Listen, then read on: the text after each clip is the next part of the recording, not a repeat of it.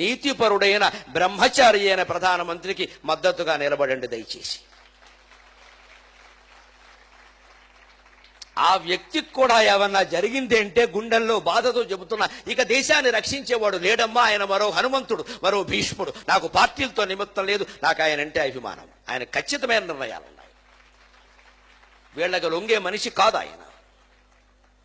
ఆయన పార్టీ మారినా నేను ఆయన అభిమానిస్తే, ఎందుకంటే నా వ్యక్తిత్వం ముఖ్యం, మనం అక్కడ పార్టీలు ముఖ్యం కాదు. అటువంటి వాడు కూడా కాపాడలేకపోతే ఇంకేం చేయలేమని మనం వదిలేసినట్టే లెక్క. ఈ విమర్శిస్తున్న పెద్ద మనుషులు 20 ఏళ్లుగా 60 ఏళ్లుగా 70 ఏళ్లుగా ఏం చేశారో మనకి తెలుసు దేశాన్ని. ఆ శక్తి బ్రహ్మచర్యం వల్ల వస్తుంది.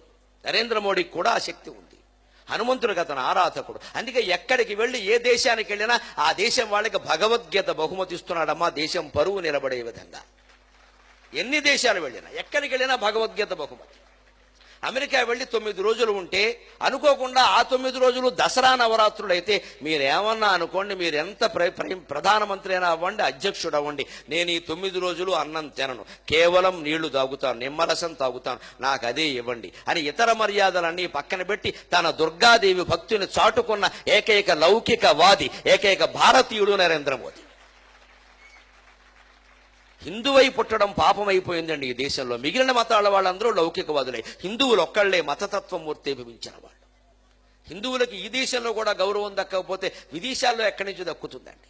రామాయణం చదివినవాడు, సుందరకాండ చదివినవాడు, హనుమంతుడిని ప్రేరణగా తీసుకున్నవాడు. కాబట్టే ఉగ్రవాదుల పట్ల ఎలా ఉండాలో అలాగే ఖచ్చితంగా చెబుతున్నాడు. నిన్న కూడా చెప్పాడు, నట్లు బోల్ట్లు బిగుస్తున్నాయి, అందుకే జరుగుతోంది, కంగారు పడకండి అన్నాడు.